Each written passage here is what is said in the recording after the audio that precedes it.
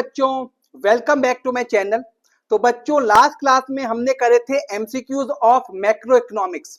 मैंने आपको 50 एमसीक्यूज कराए थे मोस्ट इंपॉर्टेंट। तो आज हम करेंगे इंडियन इकोनॉमिक डेवलपमेंट के 50 एमसीक्यूज जो आपको हेल्प करेंगे आपके एग्जाम में। तो फटाफट बच्चों स्टार्ट करते हैं। पहला देखिए बच्चों, which policy initiated in 1991 aimed at economic liberalisation, यानी 1991 में कौन सी पॉलिसी इनिशिएट हुई? पहला green revolution, b new economic policy, c white revolution और डी क्या है बच्चों? Blue revolution. तो 1991 ये वो साल था जहां पर मनमोहन सिंह जी थे फाइनेंस मिनिस्टर, और वो इंडिया को सरवाइव करने के लिए नई इकोनॉमिक पॉलिसी लेके आए जिसे आप जानते हैं लिबरलाइजेशन, प्राइवेटाइजेशन और ग्लोबलाइजेशन।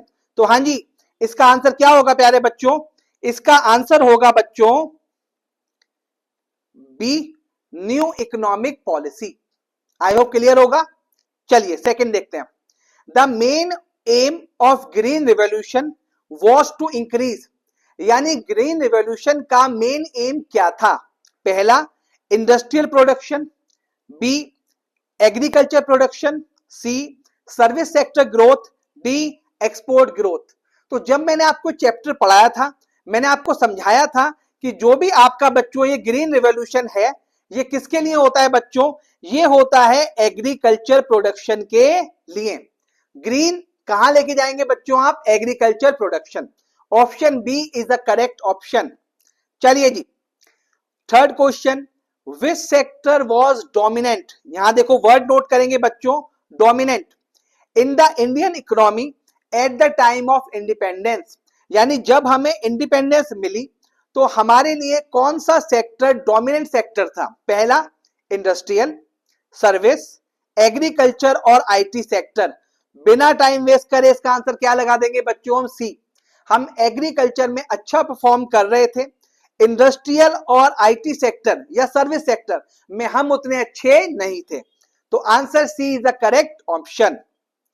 नेक्स्ट देखते हैं बच्चों, disguise unemployment is mostly found it, यानी डिसगाइज एम्प्लॉयमेंट होता क्या है बच्चों?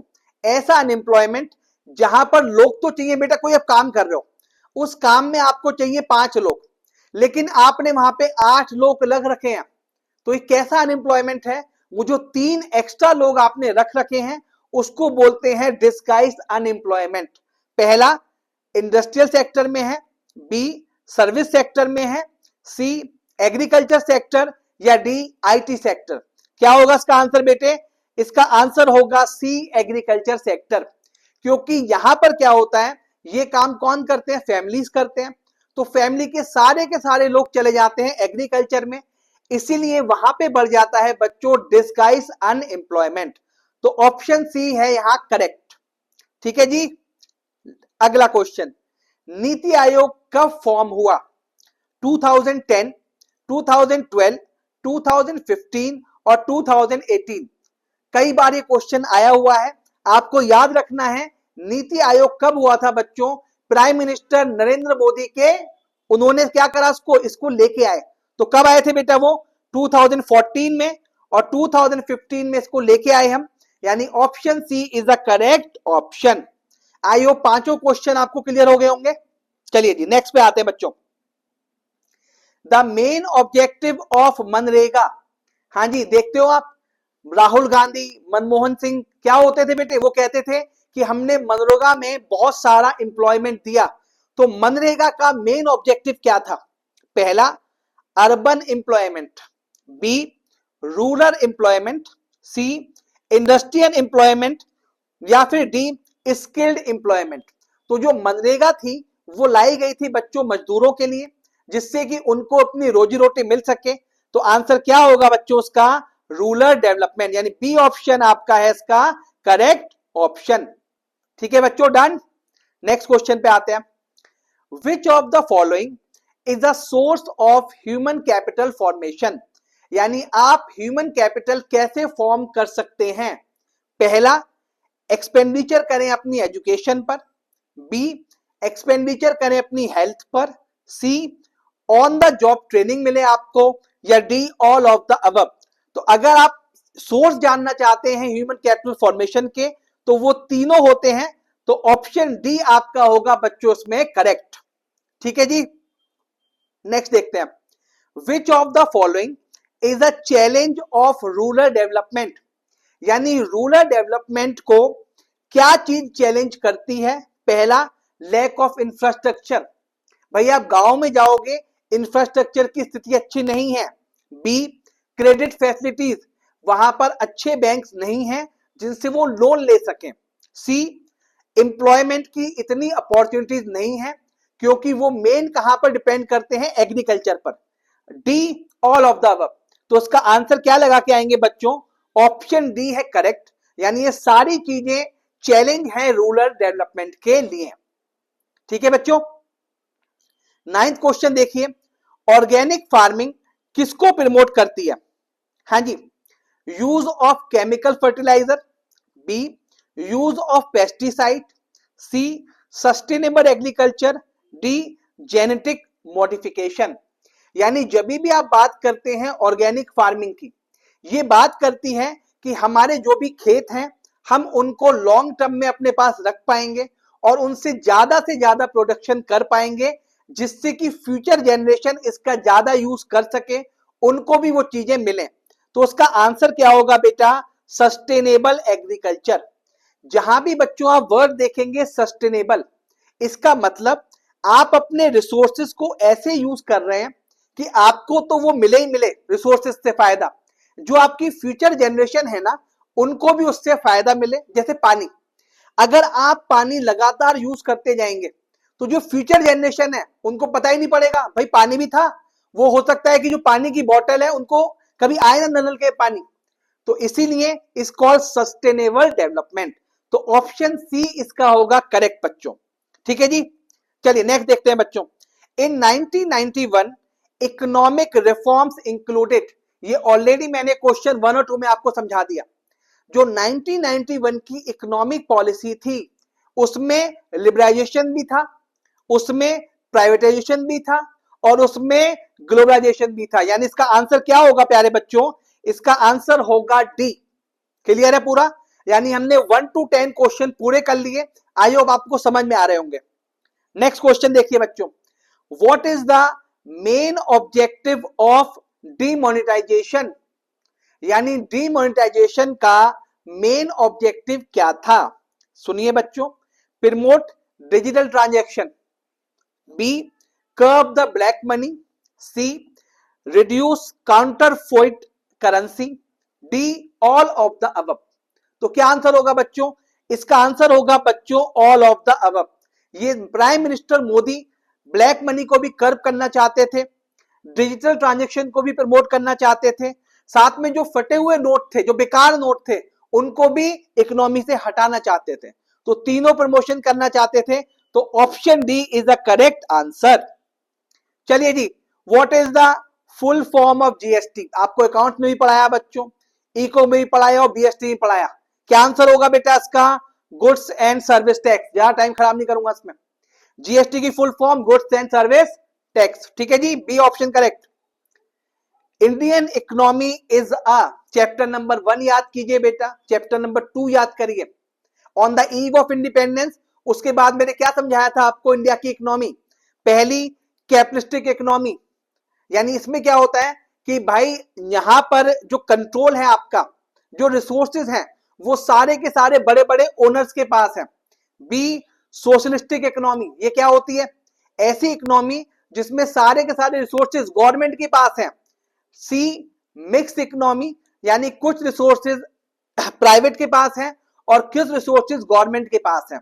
या फिर डी, सेंट्रल प्लान्ड इकोनॉमी। क्या है इसका आंसर बच्चों? Mix economy. जैसे आप रेल की बात करें तो रेल किसके पास है? गवर्नमेंट के पास है ना बच्चों। और अगर हम किसकी बात करते हैं बेटे? एयरलाइंस, तो एयरलाइंस गवर्नमेंट के पास भी है, प्राइवेट के पास भी है। अब तो गवर्नमेंट के पास है ही नहीं बच्चों। एयर इंडिया कहां पहुंच गई? टाटा के पास। तो option C is a correct option. चलिए जी बच्चों, प्यारे बच्चों आगे चलते हैं। Which sector contribute the most to Indian GDP? इसमें कई लोग इसका आंसर गलत लिख के आते हैं। देखिए answer, primary sector, b secondary sector, c tertiary sector, या डी एग्रीकल्चर सेक्टर। क्या बोलोगे आप? सर एग्रीकल्चर क्यों? सबसे ज्यादा लोग काम नहीं बेटे, आंसर चेंज हो गया है। क्या आंसर हो गया है? Is called tertiary sector. It is also called as service sector. तो कंफ्यूज नहीं होना आपको, ऑप्शन सी लगा के आएंगे करेक्ट। ठीक है जी। 15 the main aim of land reform. तो जब भी आप एमसीक्यू सही करते हैं या चेक करते हैं, आप देखिए कौन सी बात रिलेट करती है लैंड रिफॉर्म से। देखते हैं। पहला, इंक्रीज इंडस्ट्रियल आउटपुट। किसकी बात कर रहा है? इंडस्ट्री की। बी रीडिस्ट्रीब्यूट लैंड ओनरशिप, यानी क्या आ गया बच्चों यहां पे? Land. C promote foreign trade. D increase urban development. क्या आंसर होगा बच्चों? Redistribute land ownership. Option B is a correct option. 16 देखते हैं बच्चों। अरे देखो बेटा कितनी बार ये क्वेश्चन आएगा पता नहीं। व्हाट डज एलपीजी, ये बेटा आपके घर वाली एलपीजी नहीं है। Land protection growth. B liberalisation privatisation globalisation. C labour power goods. D local private global. तो क्या आंसर लगा के आओगे बेटा? New economic policy. Option B is a correct option. चलिए जी। Which organisation is responsible for measuring unemployment in India? पहला RBI, b Niti Aayog, सी NSSO, D SEBI. हाँ जी, इसका आंसर क्या होगा बेटा? इसका आंसर होगा बच्चों C national sample survey organisation. क्या बोला मैंने बच्चों? National sample survey organisation. ये रेस्पॉन्सिबल होती है अनएम्प्लॉयमेंट को मेजर करने के लिए। तो ऑप्शन सी करेक्ट ऑप्शन होगा इसका। अगला क्वेश्चन देखते हैं। What is the main cause of poverty in India? यानी इंडिया में भज्जर गरीबी, बताया था बेटा कॉन्सेप्ट कि क्या कारण है। पहला, हमारे पास रिसोर्स नहीं है। B unemployment. तीसरा, इनकम इनइक्वालिटी। तीनों ही है। तो क्या लगाओगे बेटा इसका answer? Option D. Next, the objective of Swachh Bharat अभियान। बेटा जितने भी ये ऑब्जेक्टिव आएंगे, कम से कम 2 क्वेश्चन आने वाले हैं बेटा, ध्यान से करना। स्वच्छ भारत अभियान में क्या होता है देखिए। पहला digital literacy, B cleanness and sanitation, C skill development, और D industrial growth.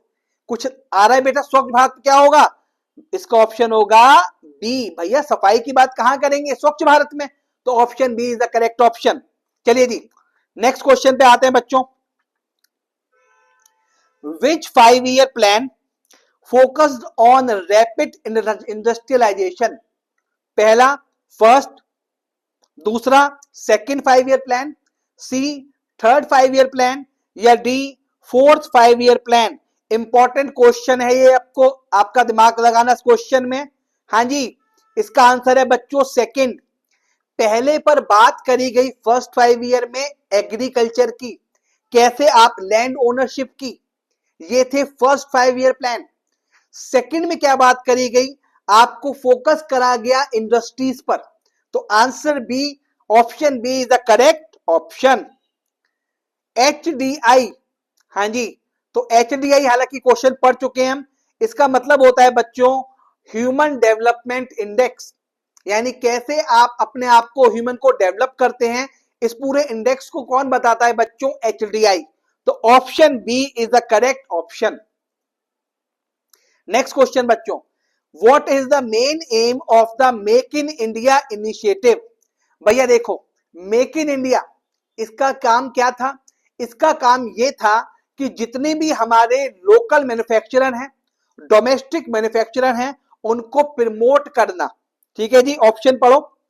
Promote export, to boost domestic manufacturing, to increase imports, और टू इनहेंस फॉरेन इन्वेस्टमेंट। हाँ जी, बिना टाइम वेस्ट करे आंसर क्या लगा के आएंगे आप? B, to boost domestic manufacturing.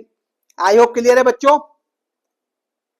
अगला देखिए, which is the known as backbone of Indian economy, यानी इंडियन इकोनॉमी की अगर बात करें उसकी बैकबोन क्या है।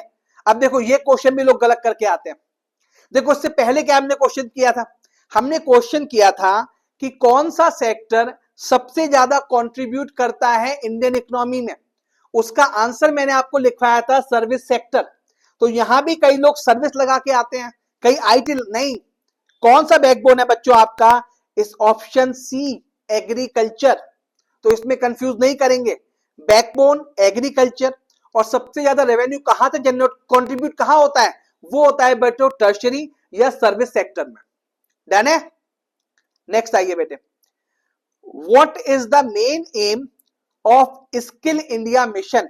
अब ध्यान सुनना, देखो ऑप्शन पहला एजुकेशन को प्रमोट करेंगे, बी स्किल डेवलपमेंट को प्रमोट करेंगे, एम्प्लॉयमेंट को इंक्रीज करेंगे, या इंफ्रास्ट्रक्चर को। देखिए बच्चों, स्किल का मतलब क्या होता है, स्किल का मतलब होता है कि आपकी कोई स्किल डेवलप करेंगे। कहीं दिख रही है बेटा, ये देखो बच्चों।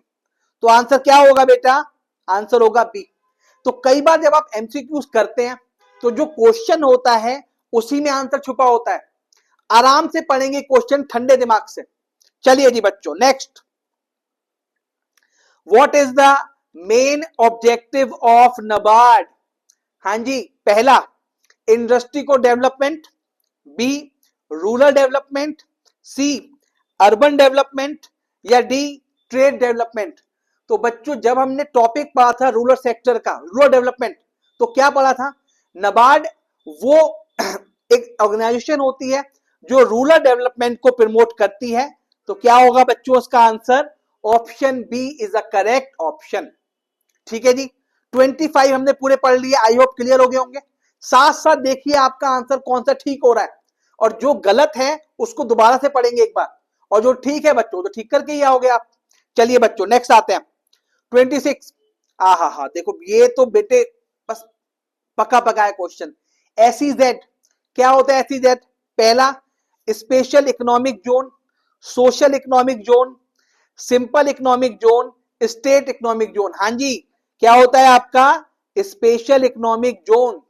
यहां मैंने क्या समझाया था आपको कि यहां से अगर कोई एक्सपोर्ट, यानी सिंपल मानो आप, अगर special economic zone domestic sector से कोई माल इंपोर्ट कर माल ले रही है तो क्या माना जाता है, उसको एक्सपोर्ट ही माना जाता है। यानी ये देश के अंदर तो है, लेकिन अगर यहां पे कोई माल जाएगा इसको एक्सपोर्ट मानेंगे। It's called special economic zone, SEZ। Clear है बच्चों।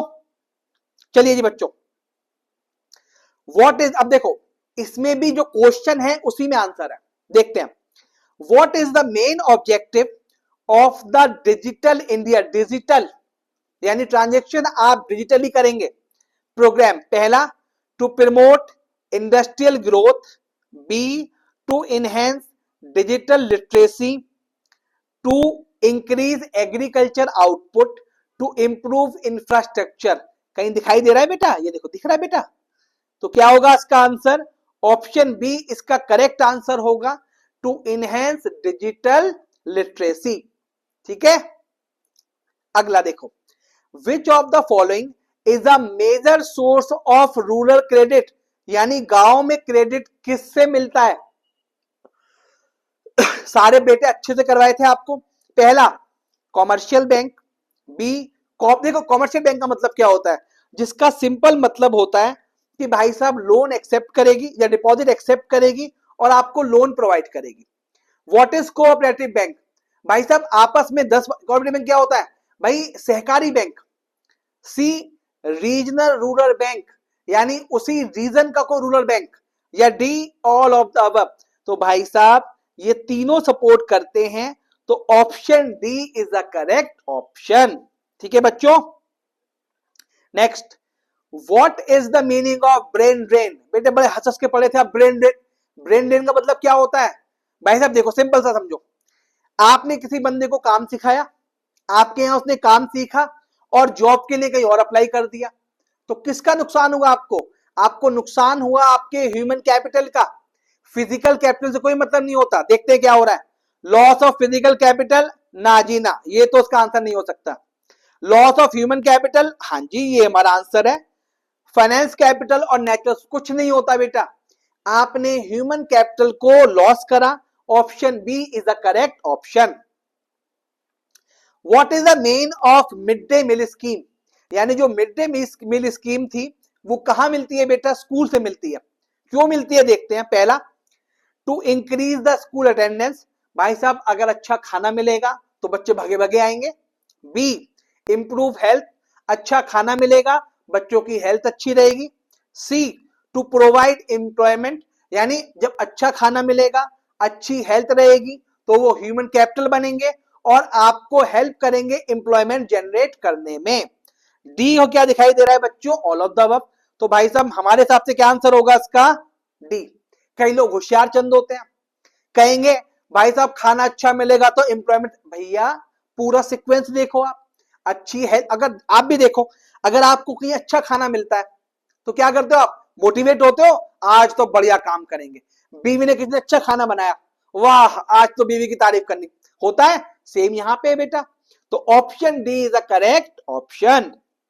नेक्स्ट देखेंगे बच्चों, विच of the following is the cause of environmental degradation, यानी इन्वायरमेंट डिग्रेड हो जाएगा in India.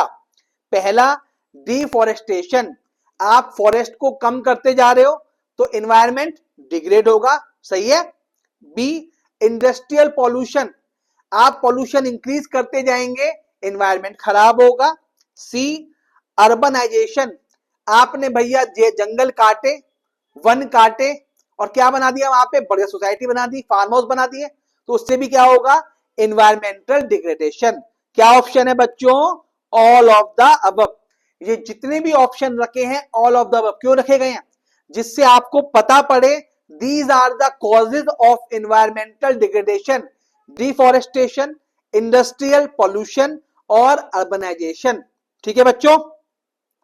Next, what does demographic dividend refer to, ये थोड़ा सा ट्रिकी है, इसमें आप थोड़ा सा दिमाग लगाएं, ध्यान सुनना। पहला, increase birth rate. B, increase death rate. C, a large working age population. D, large adultery population. भैया हमें किस बात से मतलब होता है, ह्यूमन कैपिटल को मतलब होता है कि कितने लोग इस समय काम कर रहे हैं। तो देखिए बच्चों, ये लग रहा है यहां पे एल्डरली, हमें क्या मतलब है एल्डरली से, नहीं, किससे मतलब है, a large working age population. तो ऑप्शन सी इसमें करेक्ट होगा। कई लोग लगाते आते हैं डी, नहीं जी, कितने बूढ़े लोग काम कर रहे हैं इससे क्या मतलब है हमें, तो कितने लोग काम कर रहे हैं, तो option C is the correct option. चलिए जी नेक्स्ट आते हैं बच्चों। अब देखो ध्यान सुनना, what is the main objective of Jan Dhan योजना। अब देखो, अगर आप ढंग से, मैंने क्या बताया था, जितने भी मैं योजना पूछूंगा ऑब्जेक्टिव पूछूंगा, आप देखिए इससे करेक्ट या इससे मिलता जुलता आंसर क्या है। क्या लिखा हुआ है बच्चों, प्यारे बच्चों, क्या लिखा हुआ है, जन धन योजना, धन की बात कर रहा है, फाइनेंस की। पहला देखो, provide housing. B, promote financial inclusion. C, to increase industrial output. D, to improve infrastructure. भैया धन की बात नहीं दिखाई दे रही है, कहां दिखाई दे रही है, फाइनेंशियल में। तो इसका मतलब जनधन योजना का काम होता है फाइनेंशियल इंक्लूजन को प्रमोट करना। Option B is a correct option. चलिए जी, अब देखो कितना ज्यादा क्वेश्चन आ रहे हैं, ध्यान रखना। हमने मेन क्वेश्चन कहां पे कवर करें, एक पहला आपकी इकोनॉमिक पॉलिसी पर और दूसरा सेक्टर, इकोनॉमी में कौन सा सेक्टर अच्छा परफॉर्म कर रहा है, कौन सा ज्यादा कंट्रीब्यूट करता है, कौन सा बैकबोन है, ये मैंने सब कवर करना है आपको। देखिए सी क्वेश्चन, देखिए बेटा, which sector is known as sunrise sector in India, यानी कौन सा सेक्टर इस समय, सनराइज मतलब क्या होता है, उगता हुआ, यानी कौन सा सेक्टर अच्छा परफॉर्म कर रहा है, जो हमारी संभावनाएं जिसमें ज्यादा है। पहला देखिए प्यारे बच्चों, agriculture. B, manufacturing. C, IT and services. D, mining. बिना देखे इसको आंसर नींद में भी सही करके आना। आईटी एंड सर्विसेज, ठीक है जी, बहुत सारे बार क्वेश्चन कराए बेटे, this is the correct option. What is the objective of, अब देखो तो क्या लिखा हुआ है, stand up India. Stand up मतलब क्या मतलब है कि भैया इंडिया को उठा के भगाओ नहीं, कि हम ज्यादा से ज्यादा उनको सपोर्ट करें जिससे कि इंडिया अपने पैरों पर खड़ा हो, ज्यादा से ज्यादा एंटरप्रेन्योरशिप लोग आए यहां पर, एंटरप्रेन्योर बने, इस चक्कर में। चलिए पहला देखिए बेटे, पहला क्या दिखाई दे रहा है बच्चों, टू प्रमोट लार्ज इंडस्ट्रीज, यानी लार्ज इंडस्ट्रीज को प्रमोट करना। B, to facilitate loan to SC ST and woman entrepreneur, दिखाई दे रहा है बेटा वर्ड, देखो वर्ड पे खेलना, बिना देखे आंसर क्या लगा दोगे, बी, बिना देखे मतलब नींद में, पढ़ के लगाना है अच्छे से। तो क्या ऑप्शन होगा इसका, B, to increase export to improve infrastructure. क्यों दे रखा है बच्चों, हमें दे रखा है ये पागल बनाने के लिए, बी ऑप्शन करेक्ट।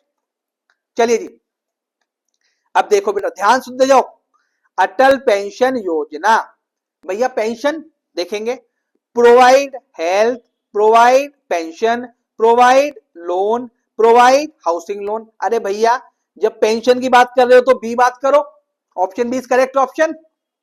चलिए जी, विच टाइप ऑफ अनएम्प्लॉयमेंट, अब देखना बेटे मैं कुछ नहीं बता रहा, सिर्फ समझा रहा हूं आपको कैसे आपको ऑप्शन सही करना है।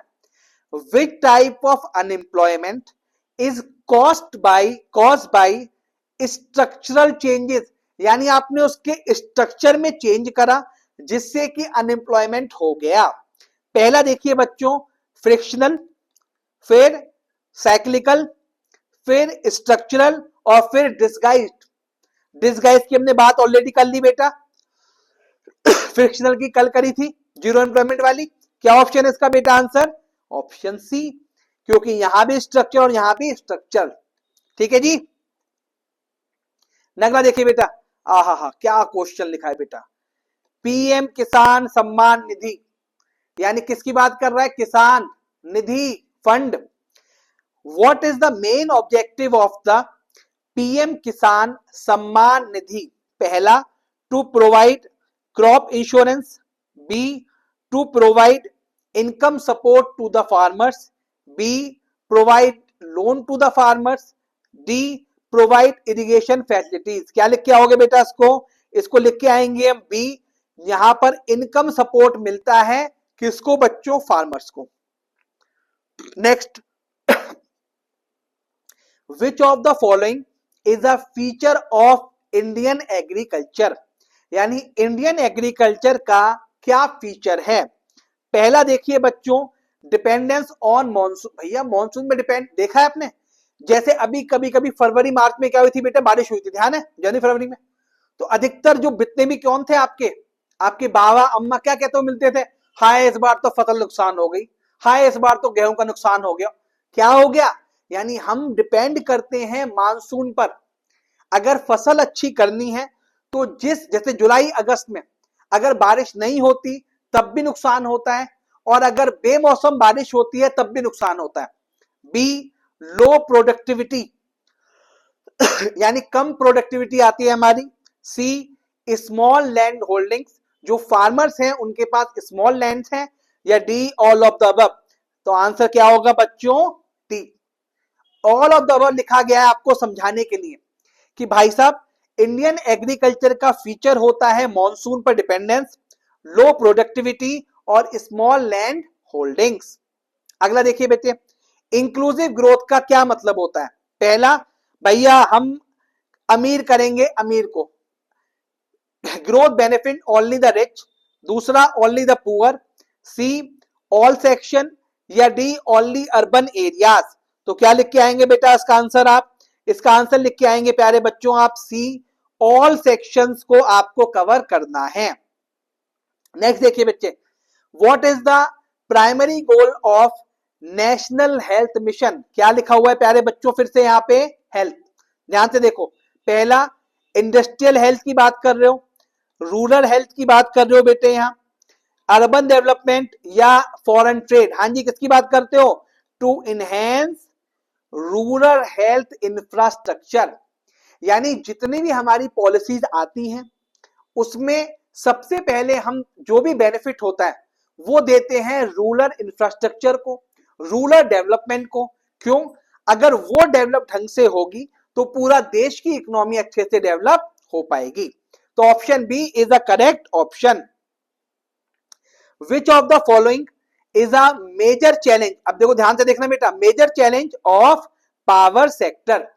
पहला ट्रांसमिशन लॉसेस, बी देखो लॉसेस तो ये तो पूरा करेक्ट है, बी इनएडिक्वेट सप्लाई, कहीं पे ज्यादा कहीं पे कम कहीं पे है ही नहीं, सी हाई टैरिफ यानी जो रेट है वो बहुत ज्यादा हाई है, या D all of the above. Sir आपने तो बता दिया, इसका answer all of the above होगा। बेटा एग्जाम में ऐसा नहीं होगा, एग्जाम में आप दिमाग लगा के आएंगे। यहां पे मैंने आपको समझाने के लिए ऑल ऑफ द अबव का आंसर करा हुआ है। ठीक है बच्चों। 43 what is the main purpose of national food security. पहला फूड एक्सपोर्ट को प्रमोट करना, सब्सिडाइज फूड ग्रेन्स प्रोवाइड करना, फूड प्रोडक्शन को बढ़ाना, या फूड की क्वालिटी को बढ़ाना। तो बेटा जब आप नेशनल फूड सिक्योरिटी की बात करेंगे तो यहां पे मतलब होता है कि फूड ग्रेन्स आपको कम से कम रेट में दें। Option b subsidised food grains आपको प्रोवाइड करना। ठीक है जी। Which of the following best describes the economic planning. हाँ जी, इकोनॉमिक प्लानिंग की बातें कौन करता है? पहला less fair policy, government intervention in economic activities, complete privatisation, या फॉरेन इन्वेस्टमेंट ओनली। हाँ जी, तो अगर आप बात करते हैं बेटा इंटरवेंशन की तो गवर्नमेंट क्या चाहेगी कि भाई साहब हम इकोनॉमिक एक्टिविटीज में इंटरवेंशन रखें for the best planning, for best economic planning. तो option B is a correct option. Next देखिए बेटा आयुष्मान भारत। तो आई होप आप कभी जब हॉस्पिटल विजिट करने गए होंगे तो वहां पे आपको एक कार्ड बनता है जिसे बोलते हैं आयुष्मान कार्ड, है ना? कहां यूज करते हो आप इसका? आप इसका यूज करते हैं हॉस्पिटल्स में। आंसर देखो बेटा, कोशिश करिए। प्रोवाइड यानी आयुष्मान भारत से आपको हाउसिंग मिलता है, हेल्थ इंश्योरेंस मिलता है, एजुकेशन लोन मिलता है, या एम्प्लॉयमेंट क्या मिलता है प्यारे बच्चों? Health insurance. दिया है ना बेटा मोदी जी ने कि कहीं भी जाइए 5 लाख तक का इलाज आप मुफ्त पाइए। ठीक है जी। चलिए, what is the main of aim of micro finance in India. यानी माइक्रो फाइनेंस का मेन एम क्या होता है? पहला loans to large organisation, B small loans to the poor, C increase export, या टू इंप्रूव इंफ्रास्ट्रक्चर। हाँ जी, micro का मतलब क्या हो गया बेटा आपका? माइक्रो मतलब कम लेवल पे, छोटे लेवल पे। दिखाई दे रहा है? क्या लगा के आओगे? बी। यानी माइक्रो फाइनेंस का काम होता है to provide small loan to the poor. Next देखते हैं बेटे इंडिया इंपोर्ट सब्स्टिट्यूशन। यानी क्या होता है बेटा कि आप जो भी इंपोर्ट कर, जैसे मैं ये पेन इंपोर्ट कर रहा हूं, ठीक है बेटे, तो मेरा काम क्या होगा? इस पेन को मैं इंपोर्ट ना करूं, यहीं पे मैन्युफैक्चर डोमेस्टिक से मैं इसको क्या कर दूं? सब्स्टिट्यूट। यानी मैं एक डोमेस्टिक ऑप्शन लेके आ जाऊं। देखते हैं बच्चों, पहला to increase import, B reduce import, promote domestic production, C promote export, या डी फॉरेन इन्वेस्टमेंट। हाँ जी, क्या सही लग रहा है भैया? ये पेन बाहर से मत मंगाओ, रिड्यूस करो और यहीं पे प्रमोट करना या यहीं पे बनाना शुरू कर दीजिए। तो ऑप्शन बी करेक्ट है बेटे। चलिए जी, लास्ट 3 चल रहे हैं बेटे। Which organisation is responsible for regulating securities market. कितनी बार सुना होगा, स्कैम होते हैं बेटे। सिक्योरिटीज मार्केट को कौन कंट्रोल करता है? SEBI, securities exchange board of India. यानी सेबी जितना भी सिक्योरिटीज मार्केट होती है उसको क्या करता है प्यारे बच्चों? कंट्रोल करता है। Option B is the correct option. What is the main objective of national rule. देखो बेटे फिर देखो क्या लिखा हुआ है, मैं दिखाता हूं। National rural livelihood mission. पहला urban employment, b rural livelihood को एनहेंस करना, इंडस्ट्रियल इंफ्रास्ट्रक्चर। अब देखो बेटा यहां पे तो क्या दिखाई दे रहा है? अर्बन। यहां क्या दिखाई दे रहा है? इंडस्ट्री। यहां दिखाई दे रहा है आपको इंफ्रास्ट्रक्चर। और यहां क्या है? रूरल। ऑप्शन बी, यानी रूरल लाइवलीहुड्स को क्या करना है प्यारे बच्चों, इनहेंस करना। Done. Last question, which of the following is a major challenge of Indian economy. भाई साहब इतनी सारी बात कर ली हमने अभी, इंडियन इकोनॉमी डेवलप क्यों नहीं करी, डेवलप इकोनॉमी क्यों नहीं बन रही, उसका रीजन क्या है? पहला, गरीबी, लोग बहुत ही गरीब हैं, भज्जर गरीबी। बी, अनएम्प्लॉयमेंट, लोगों के पास रोजगार ही नहीं है। सी, इनइक्वालिटी, किसी के पास ज्यादा पैसा है, किसी के पास कम पैसा है। देते हैं बेटा बयान, जब बजट आता है गरीबों को और गरीब बनाया जा रहा है, अमीरों को और अमीर बनाया जा रहा है, आता है बजट में। या D, all of the above. तो भाई साहब पॉवर्टी भी कारण है, एम्प्लॉयमेंट भी कारण है, और इनइक्वालिटी। इसका मतलब इसका क्या आंसर होगा बेटा? आंसर डी होगा इसका करेक्ट आंसर। ठीक है बेटे, तो आई होप आपको ये सारे क्वेश्चन समझ में आए होंगे। एक बार इनका क्विक रिवीजन करना, फिर हम कल मिलते हैं बच्चों इंपॉर्टेंट फॉर्मूलाज के साथ। जब तक के लिए thank you, ta ta, bye bye.